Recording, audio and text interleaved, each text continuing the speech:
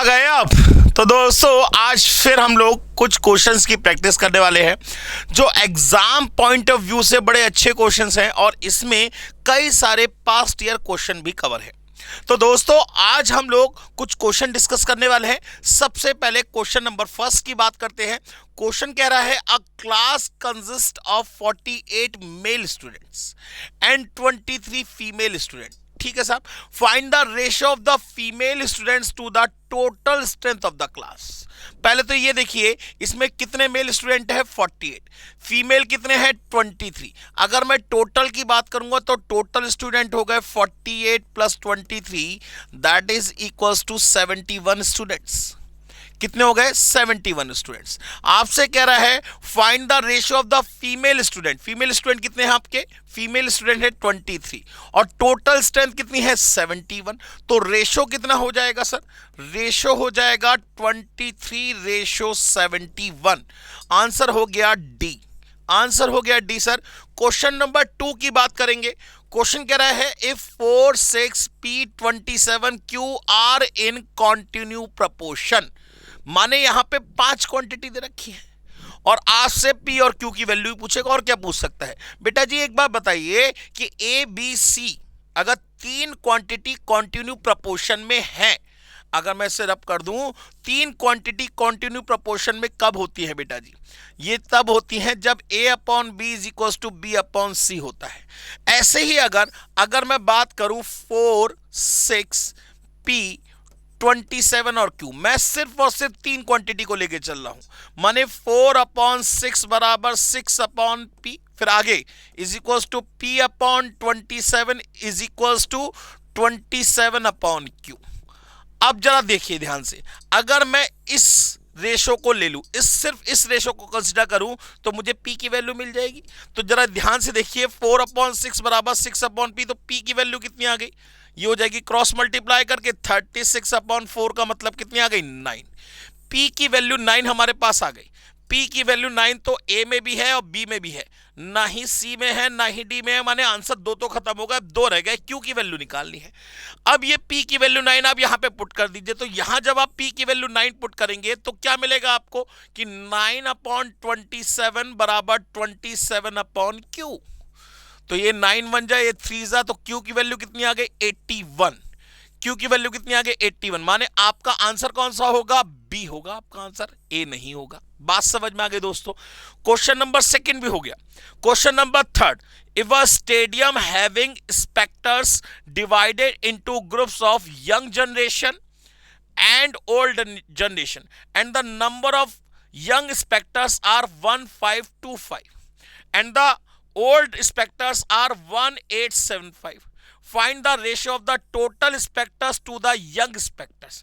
तो पहले तो टोटल स्पेक्टर्स की बात करें तो ओल्ड प्लस यंग इन दोनों को मिला के टोटल बनेगा। टोटल कितने हो जाएंगे 1875 प्लस 1525, 1875 प्लस 1525, ये कितना हो जाएगा, ये हो गया 900 और 500 1400 और 3400 3400। टोटल स्पेक्टर्स हो गए आपके, स्पेक्टेटर्स हो गए आपके 3400 और यंग स्पेक्टेटर्स कौन से आपके 1525। तो इनका रेशो कितना होगा 3400 डिवाइडेड बाय 1525। तो इसको यहां पे कैलकुलेट कर लेते हैं 3400 डिवाइडेड बाय 1525। 5 की टेबल से कट जाएगा, 5 की टेबल से कटेगा, ये 3 जा, ये 0 जा, ये 5 जा, ये 5 6 जा, ये 8 जा, ये 0 जा, फिर 5 की टेबल से कट जाएगा, ये 6 जा, ये 1 जा, ये 5 1 जा, 3 जा और 6 जा, 138 136 रेशो 61। डी वाला आंसर इसमें दिख नहीं रहा होगा, इसका आंसर डी हो गया 136 रेशो 61। 3 क्वेश्चन तो कंप्लीट हो गए। अब क्वेश्चन नंबर 4 की बारी। वो कह रहा है find 2 numbers whose mean proportional is 8। आपको 2 नंबर पता करने हैं जिसका मीन प्रोपोर्शनल क्या दे रखा है, आपको 8 दे रखा है and the last number is square of the second number, और जो लास्ट नंबर है वो सेकंड नंबर का स्क्वायर है। अब जरा ध्यान से देखिए, यहां पे आपको 2 नंबर्स दे रखे हैं, यहां आपको 2 नंबर्स दे रखे हैं और 2 ही नंबर्स पूछे। तो पहले तो ये चेक करें कि क्या इसका मीन प्रोपोर्शन 8 आएगा, और दूसरी condition and the first number is square of the second number. क्या यहां पे फर्स्ट नंबर सेकंड नंबर का स्क्वायर है? नहीं। क्या यहां पे फर्स्ट नंबर सेकंड नंबर का स्क्वायर है? यस। क्या यहां पे फर्स्ट नंबर सेकंड नंबर का स्क्वायर है? यस। क्या यहां पे फर्स्ट नंबर सेकंड नंबर का स्क्वायर है? यस मानना है। अभी तक आंसर बी, सी या डी में से कोई एक है। अभी तक आंसर बी, सी, डी या बी या सी या डी में से कोई एक है। अब हमें पता करना है, तो पहली कंडीशन भी हमें सेटिस्फाई करनी पड़ेगी। अभी तो हमने सेकंड कंडीशन को देखा है। अब पहली कंडीशन क्या है कि मीन प्रोपोर्शन 8 होना चाहिए। तो अगर मैं इसका मीन प्रोपोर्शन 8 पता करूं तो 4 upon x is equal to x upon 2। तो x square is equal to 8। तो एक्स इज इक्वल टू कितना आ गया? Under root of 8। ये तो नहीं है, 8 होना चाहिए। आंसर बी खत्म हो चुका। अब इसकी बात करते हैं। तो 16 अपॉन एक्स बराबर एक्स अपॉन 4। तो x बराबर कितना आ गया? 8 आ गया, क्योंकि एक्स स्क्वायर बराबर 64। तो x बराबर 8। हाँ, मीन प्रोपोर्शन 8 ही चाहिए। तो आंसर कौन सा होगा? सी। डी वाला आंसर नहीं होगा। डी वाला आंसर आपका नहीं होगा। चाहे आप चेक करके देख लीजिए कि 64 अपॉन एक्स बराबर x अपॉन 8। तो एक्स स्क्वायर बराबर कितना आ जाएगा? 252। एक्स स्क्वायर बराबर कितना, सॉरी 8 6 48, 512। तो x की वैल्यू कितनी आ जाएगी? Under root of 512। ठीक है ना? तो ये भी नहीं है, तो आंसर क्या होगा इसका? सी होगा। बात समझ में आ गई? हर क्वेश्चन को पूरी तरीके से सॉल्व करने की जरूरत नहीं है। कहीं कहीं क्वेश्चन को आप ऑप्शन से भी सॉल्व कर सकते हैं।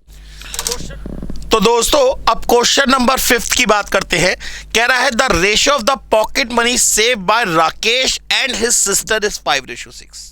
माने राकेश और उसकी सिस्टर की सेविंग का जो रेशियो है वो आपको दे रखा है 5:6। माने अगर राकेश 5x रुपीस बचाता है तो उसकी सिस्टर 6x रुपीस बचाएगी। अगर राकेश 5y रुपीस बचाता है तो उसकी सिस्टर 6y रुपीस बचाएगी। ये बात तो हमारी क्लियर हो गई रेशियो के कॉन्सेप्ट से। वो कह रहा है if the sister save ₹60 more, अगर उसकी सिस्टर 60 रुपए ज्यादा सेव करती है, then how much more the brother should save in order to keep the ratio of their saving unchange. माने तब राकेश कितने पैसे एक्स्ट्रा और सेव करे जिससे जो रेशियो है वो 5:6 ही रहे। तो जरा ध्यान से देखिए, यहां पे सिस्टर का रेशियो किस रेस्पेक्ट में? 6x में। माने अगर राकेश 5x सेविंग करेगा तो उसकी सिस्टर 6x रुपीस की सेविंग करेगी। अब उसकी सिस्टर ने 60 रुपए ज्यादा सेव किए, माने 6x बराबर 60।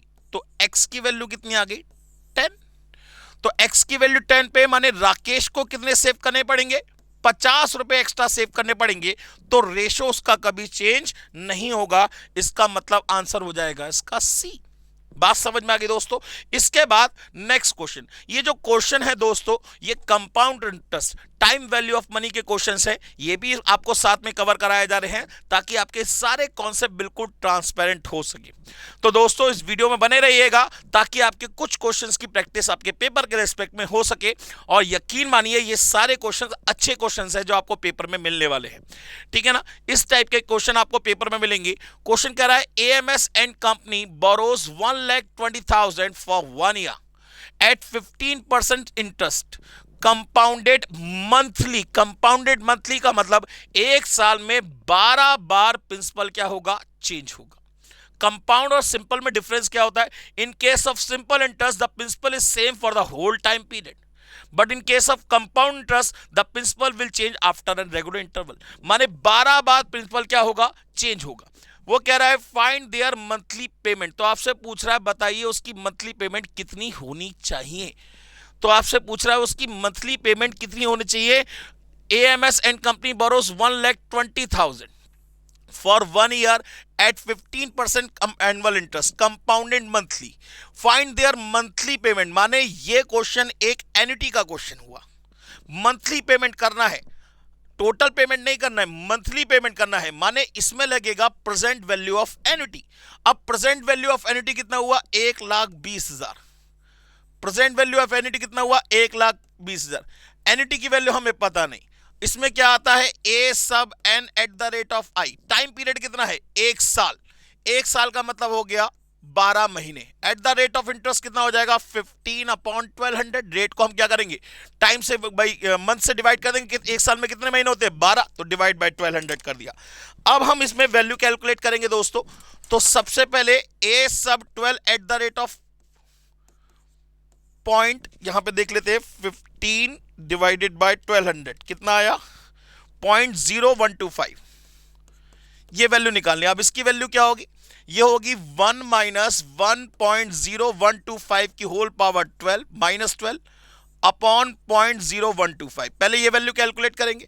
अब इसकी वैल्यू पावर -12 निकालनी है आपको। कितनी निकालनी है -12। -12 निकालने का मतलब इसे क्या करेंगे 1 डिवाइडेड बाय लिखेंगे, तो 1 डिवाइडेड बाय 1.0125 ये वैल्यू निकल गया। इसकी पावर 12 निकाल ले इंटू 2 3 4 और इंटू 2 3, फिर क्या कर दे -1 डिवाइडेड बाय क्या कर दे 0.0125। तो ये पूरी वैल्यू जो निकल आई आपकी, ये निकल आई 11.0793। ये वैल्यू निकल आई। इसकी मल्टीप्लाई हम क्या करते आर से करते, लेकिन हमें आर की वैल्यू पता करनी, तो हम इसे क्या करेंगे इस 1,20,000 की डिवाइड में ले जाएंगे। ठीक है ना, तो 1,20,000 डिवाइडेड बाय एमआरसी कर दिया और इक्वल्स टू में आ गया तो 10,830। आंसर हो गया इसका बी। इसका आंसर क्या हो गया 10,820, माने आंसर हो गया बी। भाई ये वाली वैल्यू आपको पता लग गई। ये वैल्यू कितनी आ गई, ये वैल्यू आपके निकल आई कितनी 11.0793। ये वैल्यू अगर 1,20,000 के डिवाइड में जाएगी तभी तो आपको एनईटी की वैल्यू पता लग पाएगी। बात समझ में आ गई दोस्तों। इसके बाद question number 7, a certain some of money invested at a certain rate of compound interest and double itself in 8 years. माने एक सम ऑफ मनी है वो 8 साल में डबल हो जाती है कंपाउंड इंटरेस्ट के रेस्पेक्ट में, सिंपल इंटरेस्ट के रेस्पेक्ट में नहीं, कंपाउंड इंटरेस्ट के रेस्पेक्ट में। 1 रुपए के 2 रुपए हो जाते हैं कितने साल में 8 साल में। 1 रुपए के 2 रुपए हो जाएंगे कितने साल में 8 साल में, कंपाउंड इंटरेस्ट के रेस्पेक्ट में। तो 2 रुपए के अगले 8 साल में क्या हो जाएंगे, अगले 8 साल में क्या हो जाएंगे 2 के 4 हो जाएंगे, 2 के फिर डबल हो जाएंगे। भाई कंपाउंड इंटरेस्ट में क्या होगा after regular interval principal change होगा, तो यहां टाइम सेम होता है, सिंपल इंटरेस्ट में क्या होता है इंटरेस्ट सेम होता है। ठीक है ना, फिर 4 रुपए के 8 साल में कितने हो जाएंगे, अगेन आपके क्या हो जाएंगे 8 रुपए हो जाएंगे। फिर 8 रुपए के अगले 8 साल में कितने हो जाएंगे कंपाउंड इंटरेस्ट के रेस्पेक्ट में 16 रुपए हो जाएंगे। यही तो पूछ रहा है, इन how many years it will 16 times of itself. तो 1 रुपए के 16 रुपए कितने साल में हो जाएंगे 8 8 16 8 24 और 8 32 32 साल लगेंगे। D is the answer. इसमें आपको कोई भी फॉर्मूला लगाने की जरूरत नहीं है। बात समझ में आ गई दोस्तों। Next question, question number 8, find the value of a की वैल्यू फाइंड करनी है आपको। ये रिलेशनशिप दे रखी है। सबसे पहले इन दोनों में देखिए कौन सी वैल्यू बड़ी है। इन दोनों में ये a+1 फैक्टोरियल बड़ा है, तो a-2 फैक्टोरियल ऐसे ही रहने दिया, इंटू 24 भी ऐसे रहने दिया। इसको तोड़ लिया हमने a+1 और छोटा करेंगे कम करेंगे, एक कम करेंगे तो a, फिर एक कम करेंगे तो क्या आएगा a-1, फिर एक कम करेंगे तो क्या आएगा a-2 फैक्टोरियल। तो a-2 फैक्टोरियल से a-2 फैक्टोरियल कट गया। अब इस 24 को अब चाहे तो आप वैल्यू पुट करके देख लीजिए, चाहे तो आप वैल्यू पुट करके देख लीजिए, या आपको दिख रहा है कि यहां पे कॉन्जिक्यूटिव फैक्टर्स बन रहे हैं, तो हम इसको क्या लिख सकते हैं 4 × 3 × 2 बराबर a+1 a और a-1, माने ये भी कॉन्जिक्यूटिव फैक्टर में, ये भी कॉन्जिक्यूटिव फैक्टर में। तो जरा कंपेयर करिए कि a+1 की वैल्यू कितनी होगी 4, a की वैल्यू कितनी होगी 3 और a-1 की वैल्यू कितनी होगी 2। तो a की वैल्यू कितनी आ गई 3, तो आंसर हो गया डी। आंसर हो गया डी। बात समझ में आ गई दोस्तों। Question number 9, what will be the factorial notation for 11 × 10 × 9 × 8 × 7। ये तो बच्चों वाला क्वेश्चन है। हम क्या करेंगे into 6 factorial divide by 6 factorial. तो ये क्या बन जाएगा, ये बन जाएगा 11 factorial divide by 6 factorial. Answer हो गया इसका ए। क्वेश्चन नंबर 10 कह रहा है how many ways can 8 people get vaccinated from 8 vaccinators assuming no vaccinator is ideal. माने 8 लोग हैं और 8 लोगों को वैक्सीन लगानी है, 8 लोग वैक्सीन लगाने वाले हैं और 8 लोगों को वैक्सीन लगनी है। कोई भी बंदा खाली नहीं बैठेगा, माने रिपीटेशन इज नॉट अलाउड। तो पहले पर्सन के लिए कितनी चॉइस? 8, दूसरे के लिए 7, तीसरे के लिए 6, इस टाइप से चलता जाएगा। माने कुल मिला के 8 पर्सन हो गए, ABCDEF GH, ये 8 पर्सन को वैक्सीन लगनी है। और यहां X1 या V1 V2 V3 करके 8 ऑपरेटर हैं। तो पहले पर्सन के लिए कितनी चॉइस? 8, दूसरे के लिए 7, 6, 5, 4, 3, 2, 8। आंसर कितना आ गया? 8 फैक्टोरियल। 8 फैक्टोरियल का मतलब हो गया 40,320। बात समझ में आ गई दोस्तों।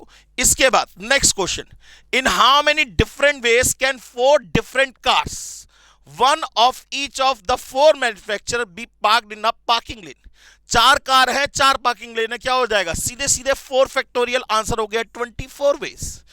Question number 12, in how many ways 6 customers stand in a queue for depositing cash in a bank?